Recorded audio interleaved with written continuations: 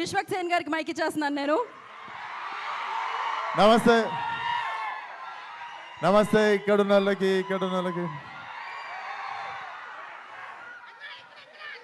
అందరికీ నమస్తే. ఆల్మోస్ట్ కాదు 1 year అయిపోయింది మిమ్మల్ని అందరిని చూసి.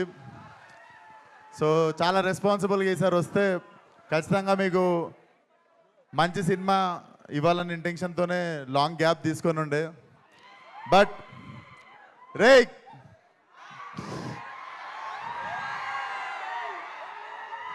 నేను ఇక్కడ లేనంత వరకేరా, నేను ఇక్కడ లేను. వన్స్ నేను వచ్చిందో నేను ఇక్కడనే ఉన్నట్టు. సో అదే పరిస్థితి.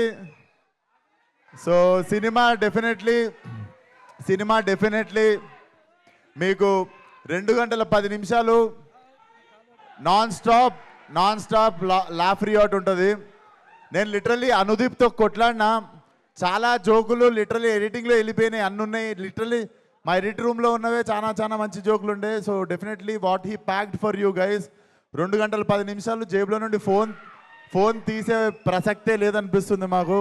సో Feb 13th కంపల్సరీ మీ ఫ్రెండ్స్ ఫ్యామిలీ అందరితో పాటు వచ్చేయండి.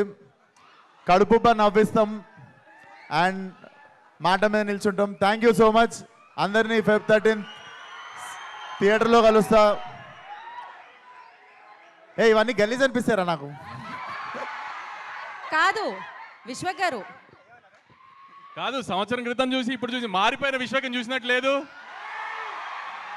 మైక్ ఇస్తే ఇష్టం వచ్చినట్టు అందరిని తిట్టేసి ఇష్టం వచ్చినట్టు ఆరగెంట్గా బిహేవ్ చేసిన విశ్వక్ లేకుండా ఒక అనుదీపం చూసినట్లేదు ఇప్పుడు మీకు విశ్వక్లో.